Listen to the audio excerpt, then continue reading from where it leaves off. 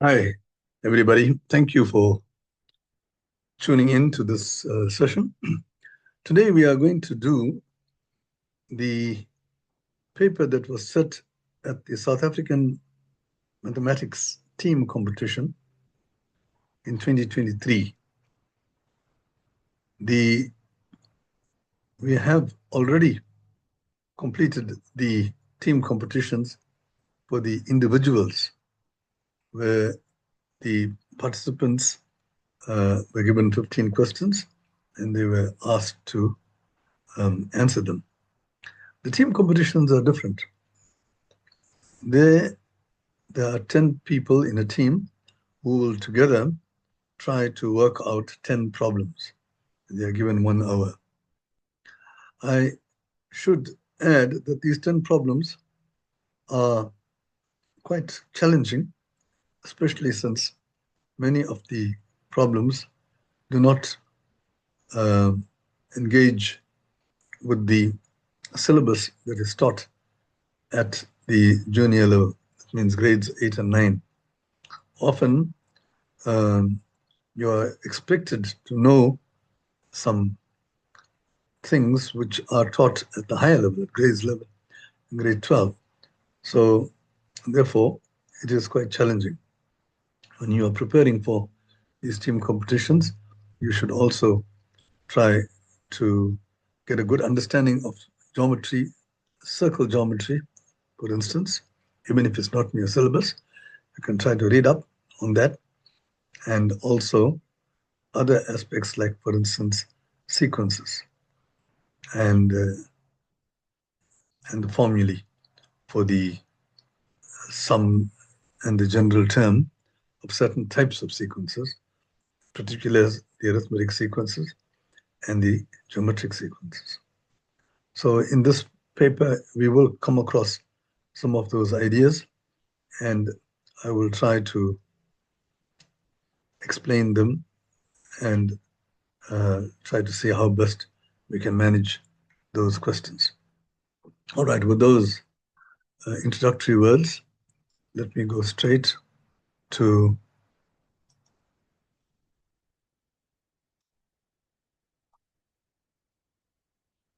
questions.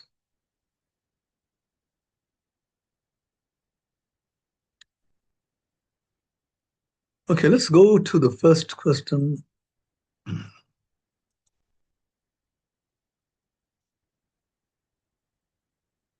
which is the following. Use the sentence below, printed in italics, and determine how many times each of the numbers 1 to 9 must appear so that the sentence is true. Then write your answer in a sequence separating the values by commas. All right, so you've got, let's read the sentence. We have to count the number of zeros, ones, or yeah, the number of zeros, ones, twos, and so on, all the way up to 9. Okay, in this sentence, the number of occurrences of the digit 0 is, all right, we'll have to put some number there, of the digit 1 is, and so on. Now, just observe that if you put the number of occurrences in the digit 0 is, say, for instance, 5, then when you get to of the digit 5 is, you see, digit 0 is at least 1 because 0 appears in the sentence. The same with 1.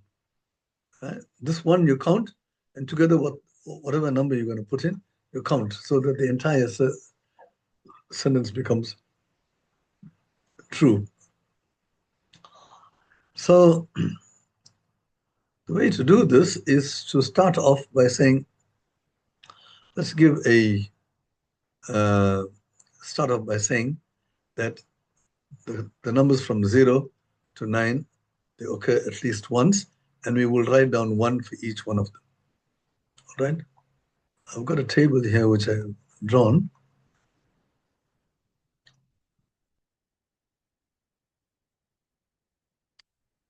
All right, so I don't have to go look at the question again. These already occur in that sentence. 0 occurs, so I'm going to put 1 right throughout, and then I'll correct it. All right. It is true that 0 occurs once, and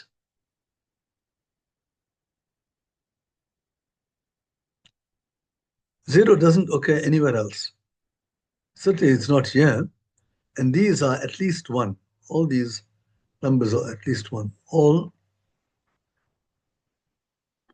numbers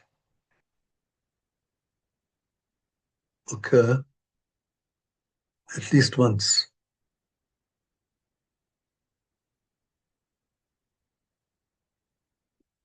Because as you saw in the sentence, all these numbers are there, 0 up to 9. The whole sentence was written down. So 0 occurs once and exactly once. Right? Okay, so now let's look at 1. We'll just hold on to 1 for the moment.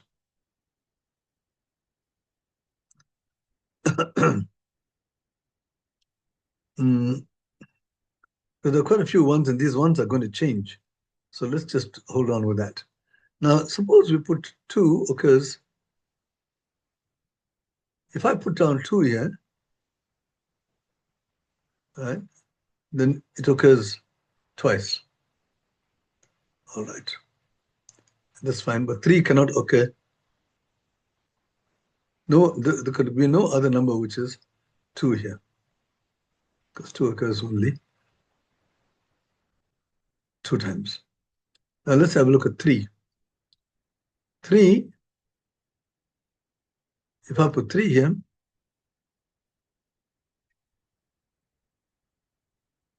I can't put 2. I can't put, sorry.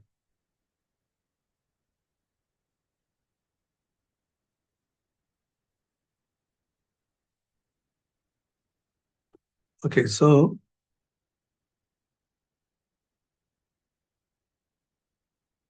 I can't put 2 here because it will mean that 2 occurs 3 times. Okay, so I have to put a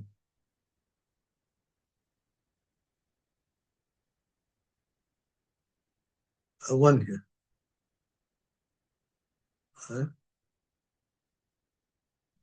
And then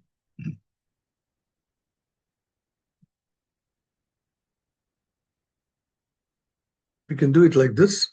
So we can have 1, 1, 1, 2, all ones. So how many times does 1 occur? Let me just.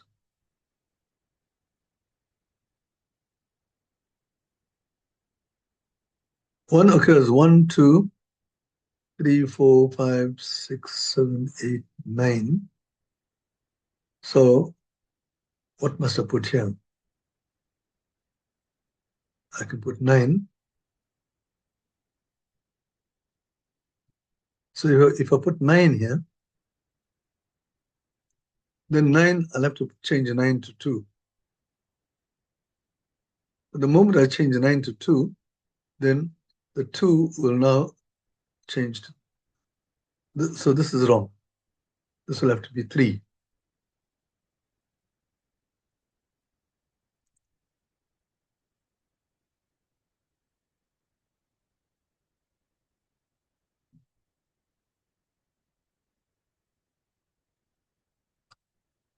So this can't be, because I've got 2 here, right? So I can change 2 to 3 and 3 to 2, but then once again I will have the 2 will be wrong. Okay, suppose I change 2 to 3, and then 3 will be 2 times, counting it, and the 9 is 2. So this seems to be okay. So you got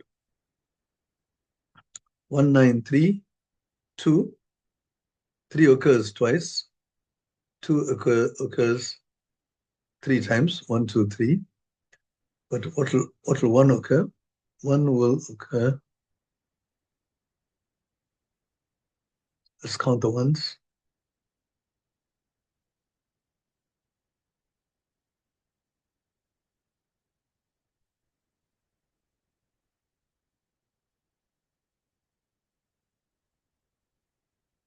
So 1 occurs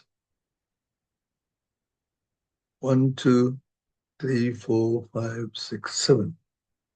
With 7 like that. Okay, let's see if this works now. 0 occurs once, 1 occurs 7, 2 occurs 3 times. Oh. Now, this becomes 1 here. 9, I've taken out 9. So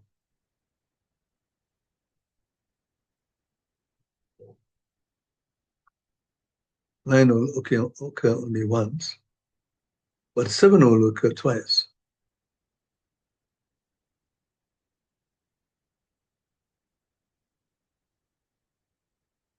Sorry, I'm not very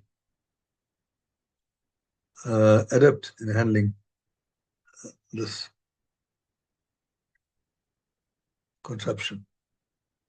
Okay, now let's see whether this works now. So you got 1 occurs 7 times, we counted that, and 7 occurs twice. So therefore 2 does occur 3 times. Right? So 3 will occur twice, yeah, we got there, and all the others number occurs once, and that's fine. So this is the solution.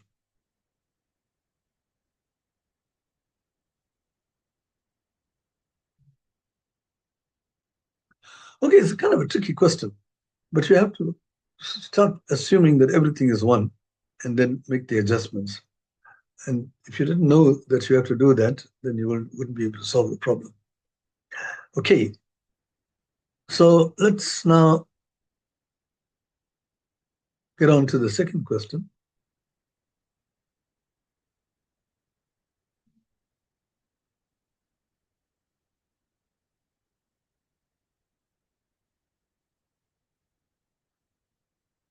So you can see the last one is 1732.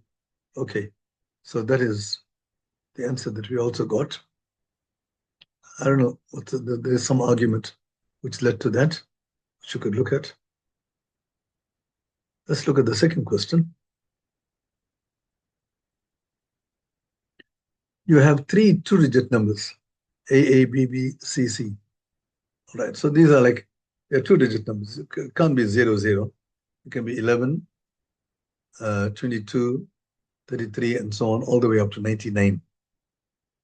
Okay, so I'd like to put these,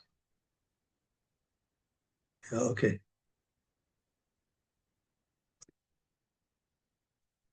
All right, so this AA, all these numbers here are multiples of 11. So I can put AA plus BB plus CC. A is a single digit, and this is A times 1, 1, plus B times 1, 1, 11, plus C times 11. Right. 6 times 11 is 66, 7 times 11 is 77. That's what I'm saying here. So 11 is a common factor.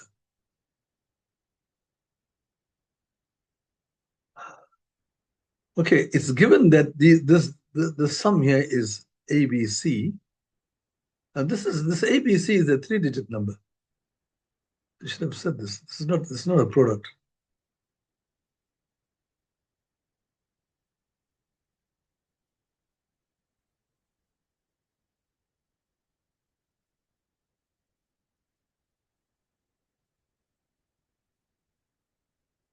Just like this is not A squared, right? So this is a 3-digit number. So 11 times ABC is equal to that. And this is equal, so we have 11A plus 11B plus 11C. I didn't have to take out the factors. I'll tell you why just now. Because here you got A is in the 100th place. So it's 100A plus 10B plus C. Okay, now let's just get all the A's to one side. I can put the 11 on this side. 100 minus 11 is 89A. I got 11B and 10B this side, so I can make it 10B. 11B minus 10B is B. 11C minus C is 10C. All right, so you got a nice little equation here. And remember, A, B, and C are digits. So it's quite useful to know. Although you got three unknowns here, we can use a logic to decide what's going to happen here. You say C is a single digit. So this thing here is less than 99.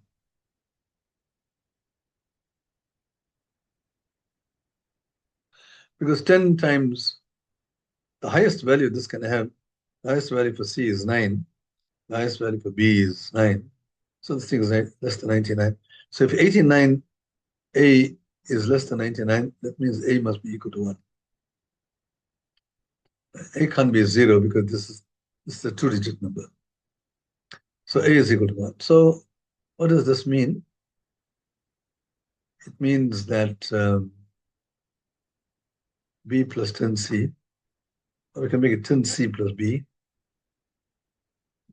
is equal to 89, because A is 1. That immediately tells you what C is. C is 8, and B is 9. Right? This is 10 times 8 plus 9. So this number here, ABC, is 198. Okay. So 11 times, okay, that's the answer. They wanted to know the values of A, B, and C. That gives us the answer. Just to check, you see, 11 times this is 198. So A plus B plus C must be 18, because 198 divided by 11 is 18. And that's it. You got 1 plus 8 plus 9 is 18. Okay, so this is the solution. Okay, so that takes care of question 2. Let's now do question 3.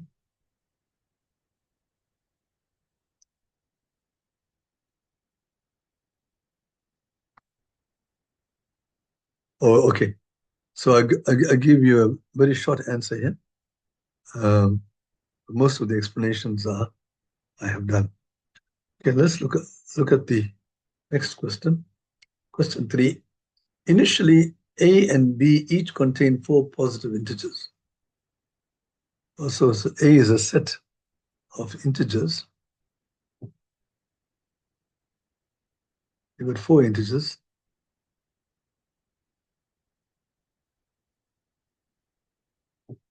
And we don't know what the integers are. They're not digits, they're just positive integers. That we know, positive. They're natural numbers, in other words. When a certain number is transferred from B to A, now this is A, it's got 4 numbers. And one of these numbers is transferred. And it now is sitting inside here. Right? It's taken out from here.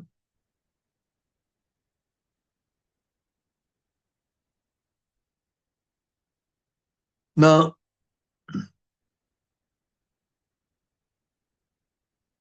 so there's only 3 numbers left here. And this number has got 1 extra number. It says here that the average of the numbers in the set A increases by 1. Okay, there is an average here.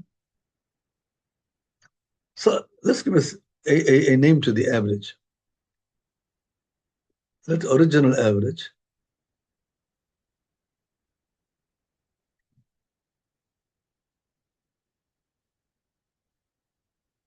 of the four numbers in A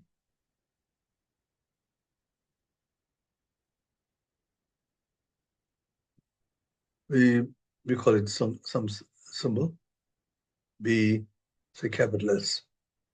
Right? And the same thing, let original average of the four numbers in B, we say capital T. All right, now let's see what happens. It says here that the average of the numbers in set A, that's your S now, which we took, right, increases by 1. In other words, this is equal to the new average. No, I'm sorry. Yeah, you have to increase this average by 1. And that will give you the new average. So S plus 1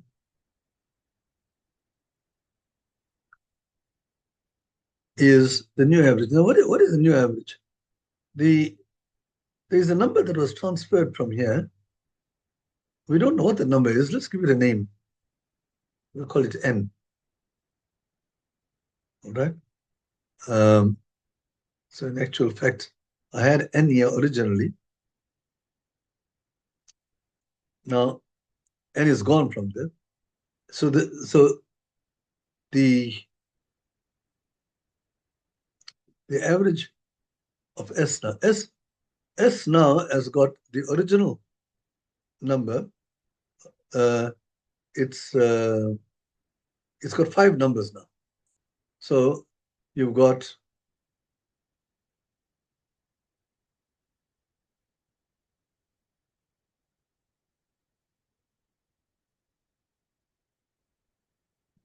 the 5 numbers is the sum.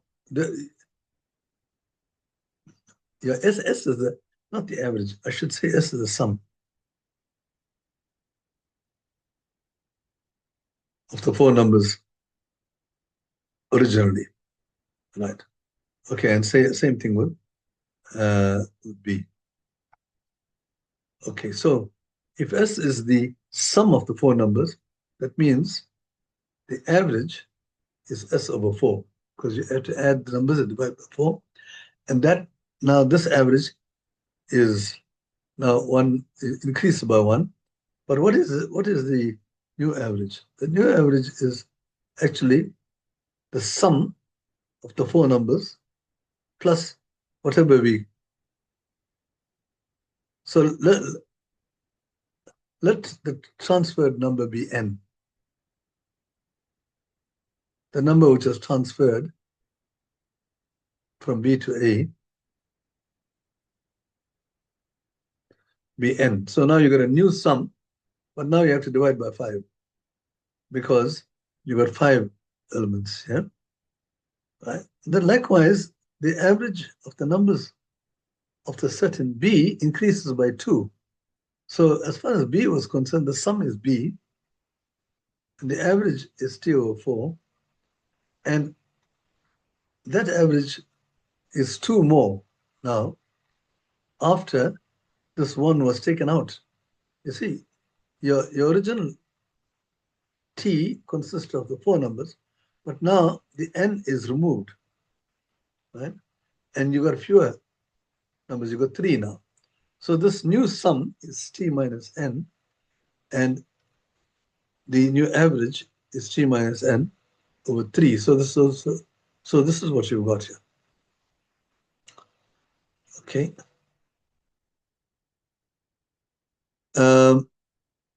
So let's try to get rid of the fractions here. I want to solve these these equations.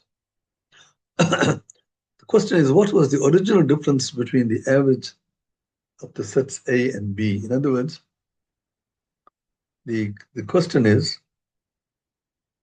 the difference between the averages. The original average was S over 4 in both cases, and you want to know what was the original difference between the averages. So this is what we need to calculate. Okay, let's just look at these two equations. I've got a common denominator 20. I don't like fractions. Let's multiply right throughout by 20, and you have 5s plus 20 equals s plus n. Oh, well, I'm sorry, 4s plus 4n, because you're going to multiply the right-hand side by 20. So 5 goes into 24 times. So it's 4 into 5 plus s plus n. So it's 4s plus 4n. Okay, so if you bring the s's to one side, 5s minus 4s is s, and you get 4n minus 20. So this gives you your s in terms of n. Now likewise here, I have to multiply the right throughout by 12, yeah?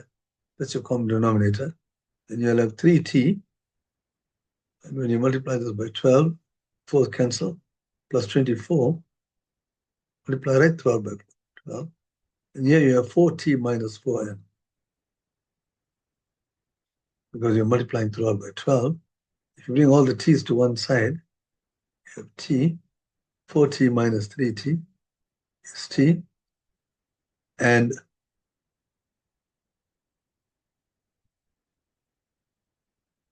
this is 4n, sorry. Right, so you have 4t minus 3t is t, and yet on this side you got 24 minus 4n.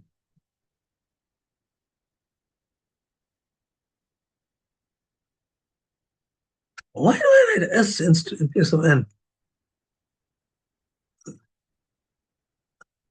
Some kind of, this is 4t minus 4n, multiplying the 4, the t minus n by 4. So now we need to get s minus t here. This is s minus t over 4. So let's work out s minus t.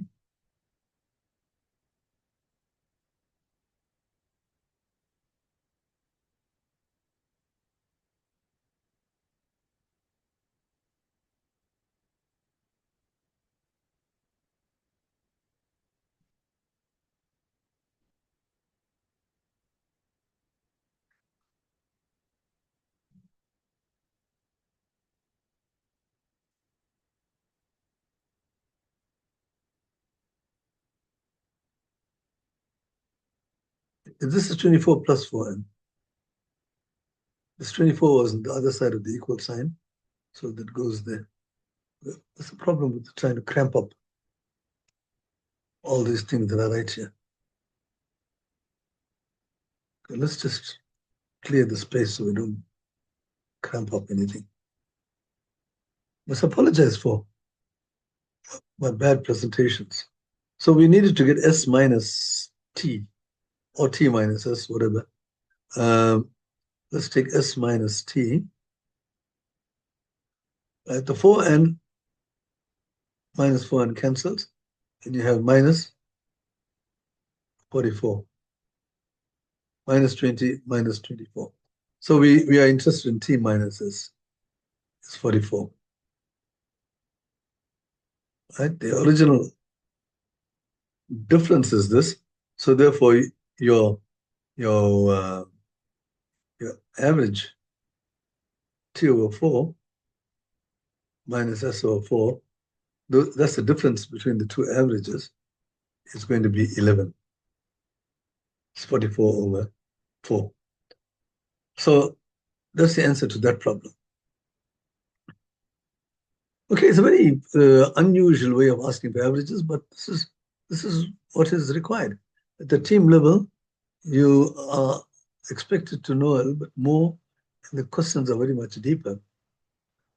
Okay, so let's just clear all these drawings and check to see whether, oh yeah, you got 11 is right at the end. 11 is the answer, but I've done it in some other way. It's advisable for you to check, read that as well. So you have an idea, you'll have two ways of solving the same problem.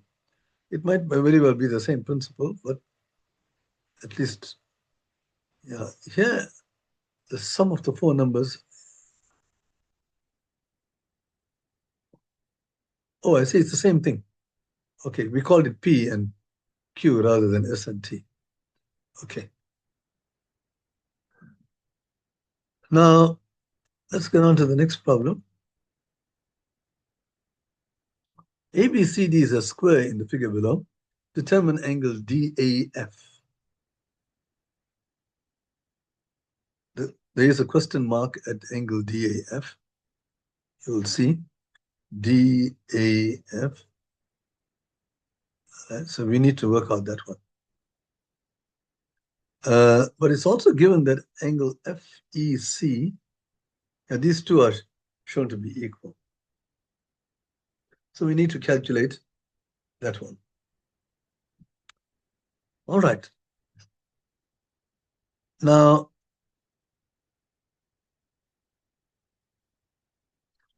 let's have a look. You see this point here, E, is along the diagonal of a square.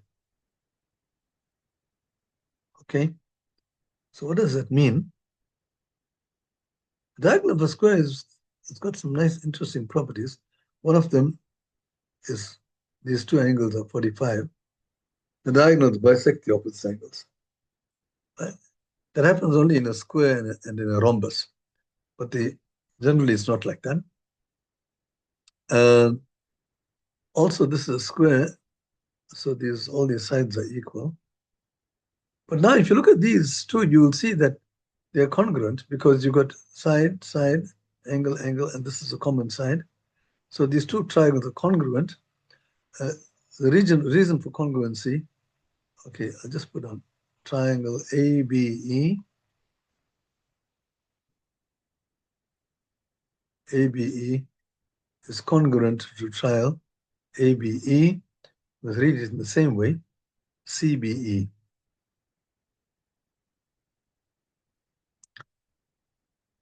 Right?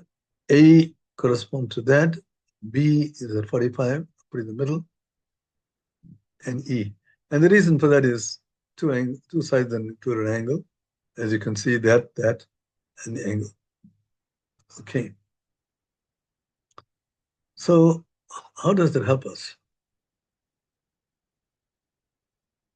It means that all the sides and all the angles are all equal. This third side, this side must be equal to this side, for instance. Okay, let's give a name to these equal angles. Now we'll go here. These two angles, let's call it X. Then this becomes the exterior angle of this triangle. X plus X is 2X. So it's the exterior angle of this triangle. Now, if you follow this through, you've got an alternate angle here. So this angle here will have to be 2X. Now we know that these two triangles are congruent. So if that is 2X, this is 2X here also. These two triangles are congruent. And there you have it. You've got 3X is 90 degrees.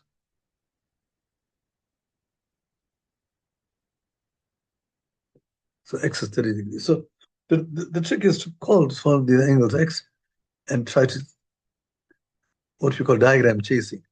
You go and find something else and find something else. But the important thing is that these two triangles are congruent, and it's always a property. If you take a point on a diagonal and you create these triangles, you'll always get two congruent triangles.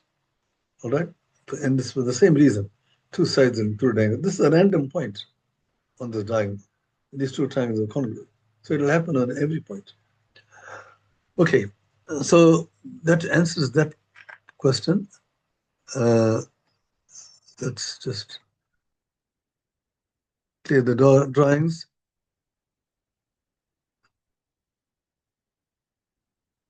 Okay, I think we did it the same way, and the answer is 30 degrees.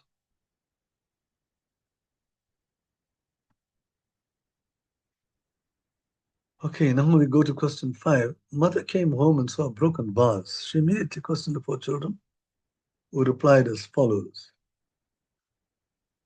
Okay, Alex says, it wasn't Brian, it was Daniel. Brian says, it wasn't Charlie, it wasn't Daniel, and so on. Each one makes a statement about who possibly broke the vase. Nice. Interestingly, their names start with A, B, C, D. So that's a nice way of naming them. So you'll name these guys A, B, C, D. All right. Now, mother knew that each of them made one true and one false statement. Now, this is very important. So one statement was true and one statement was false. The question is, who broke the vase? Right. Now, what I've done here in this little diagram is I've captured the information that was given in this diagram. And there's so much of information given, but I captured it quite nicely. So A, B, C, D are the 4 people. Okay, let's just distinguish them. So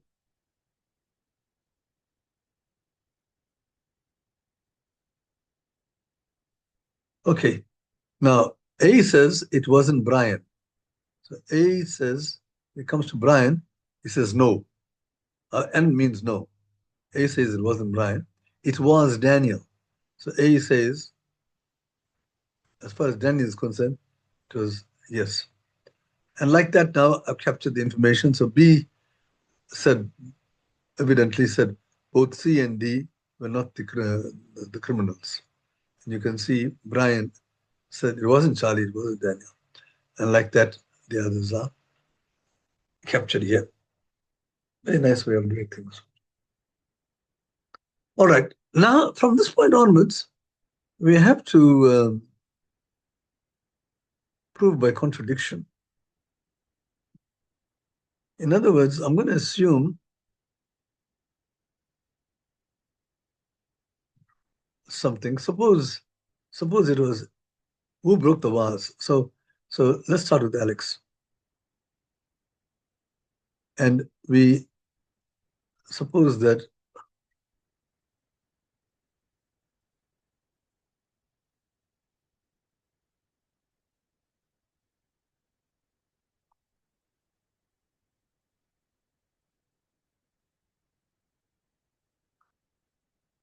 right now, at this point, the logic kicks in.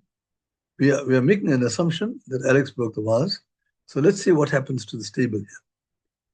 So Alex did break the vase. Let's not worry about what Alex said. But we see a C said that B broke the vase. Right?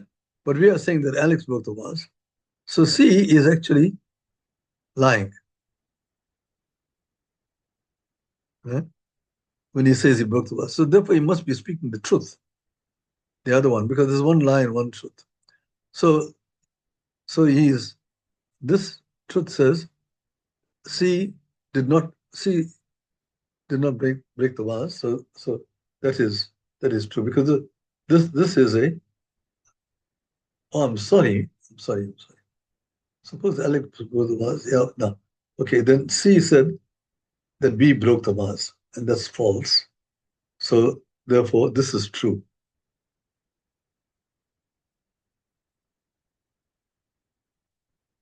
That means D did not break the vase. Okay. So D did not break the vase.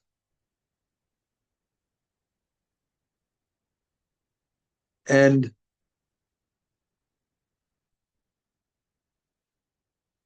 so B spoke.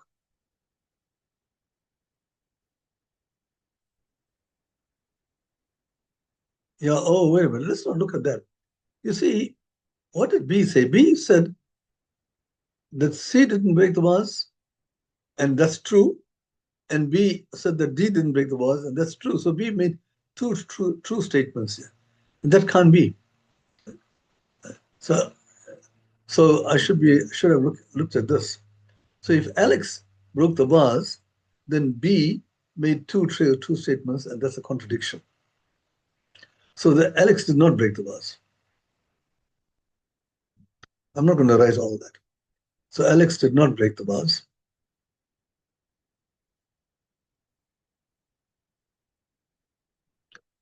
So one of the others broke the vase then. Therefore, B, C, or D broke the vase.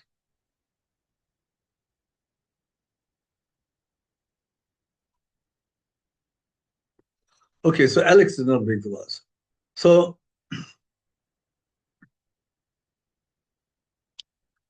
let's suppose that B broke the vase.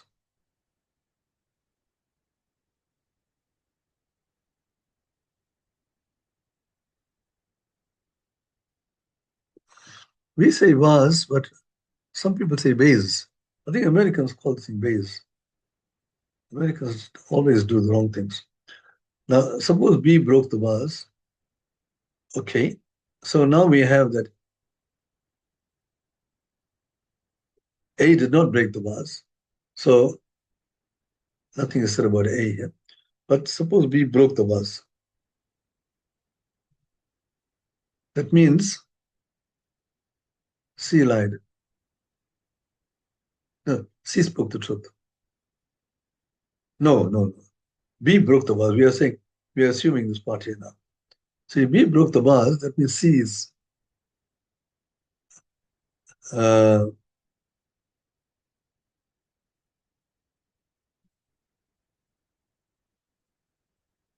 if B broke the vase, that means B again is lying twice here.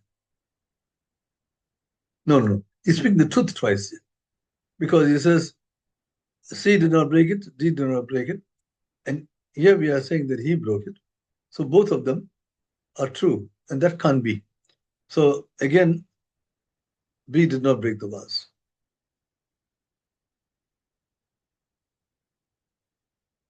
Okay, let's try D. Suppose D broke the vase.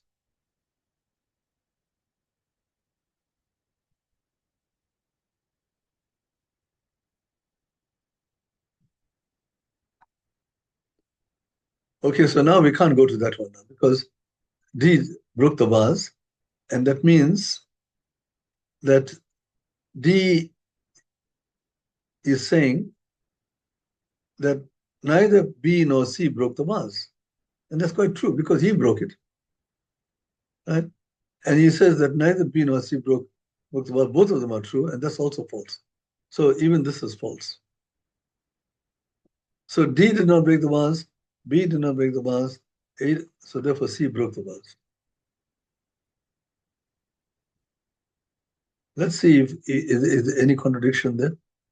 Okay, C broke the vase, right? So A says that B did not. Okay, true. This is false. B says that C broke the vase. B did not break the vase. This is false. And that is true because C broke the vase. And C broke the vase. He said that B broke the vase, which is false. And he also said that D did not bring the vase. So both of them are correct. And so on. All right, so we have the answer to that is C broke the vase. It's a logical problem. And the way we do logical problems very often is you assume something and come to something which is impossible. And then you say the assumption is false. That is why I said, suppose Alex broke the vase, we came to some false conclusion, and we said, therefore, the original assumption is false. Like that, we came to each of those three people and we saw that in each case we came to something which is impossible. So in all those cases, they did not break the vase. All right. So C was the only one who stood out. Okay, so let's just get on to the next problem.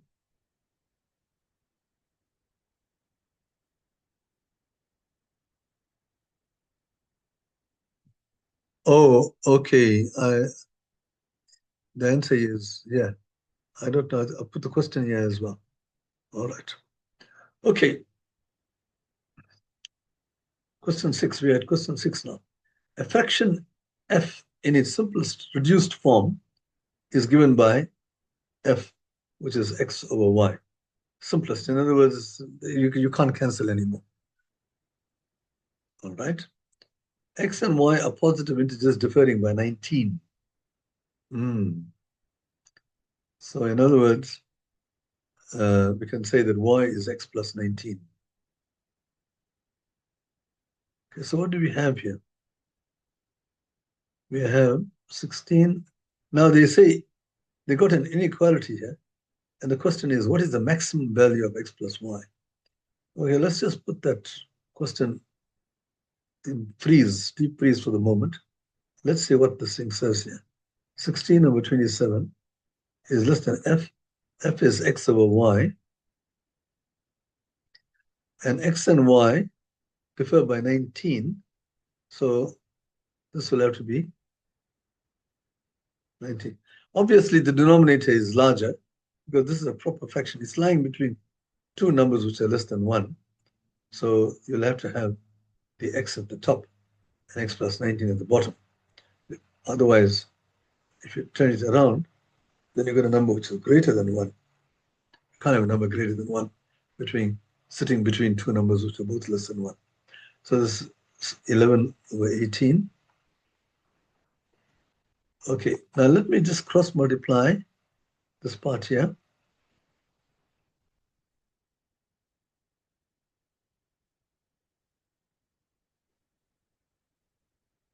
And you have 16x,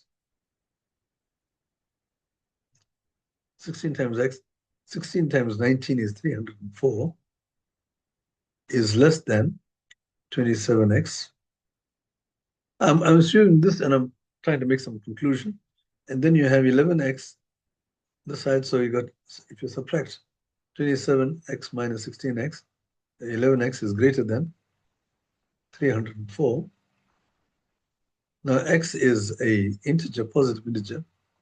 And what are the values? That means x must be greater or equal to the first multiple of 11 beyond 304 will be 308. You want 3 plus 8 to be 11.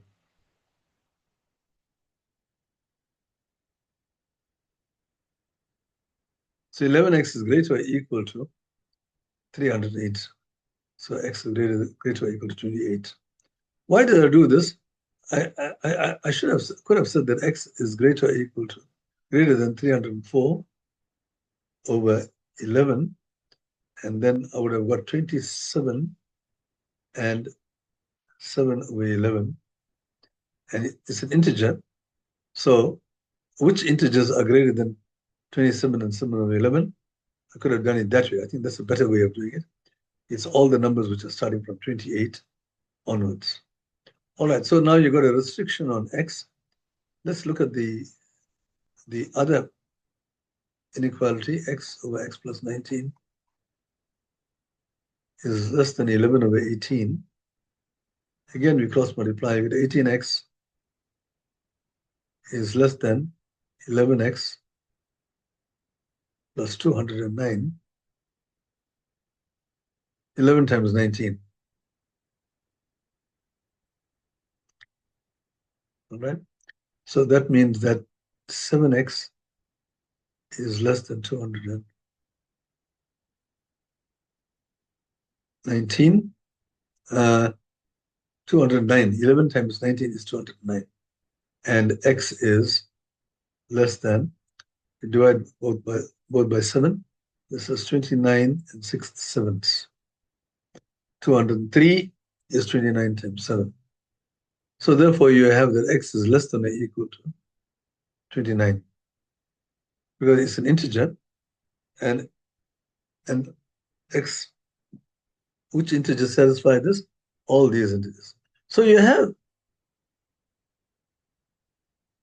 that is greater or equal to 28 is less than or equal to 29. So the only two possible values for x. X is 28 or 29, right? Now, if therefore your fraction is the, the x over y will be 28, and this is 19 more, so that's 47, or 29, and this is 19 more, that'll be 48, right? So these are the only two possibilities. So therefore, x plus y is 28 plus 47, 76. You want to know something about x plus y or 77?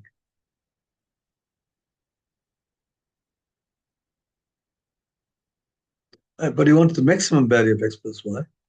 So therefore, x plus y must be 77. That's the larger of the two values. Right. So we could have answered that question like that. Actually, we should say maximum value. Maximum value of x plus y is 77. Okay, so that takes care of that problem.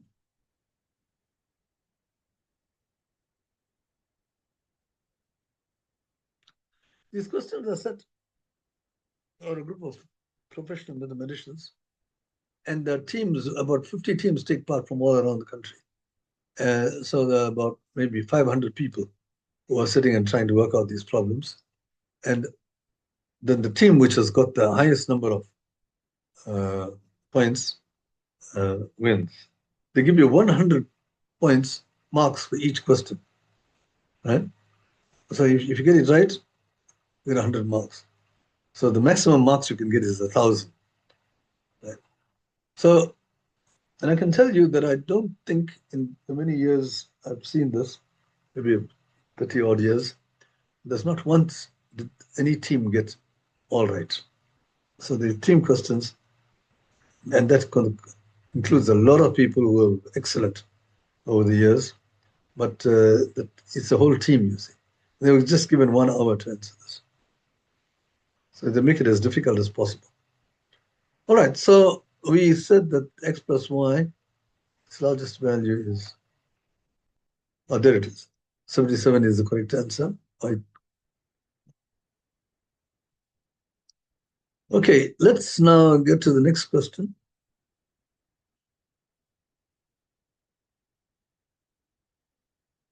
Question 7.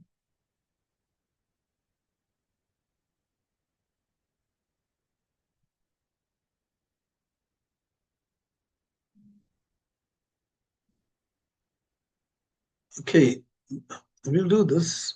Well, I think yeah. Okay, question 7.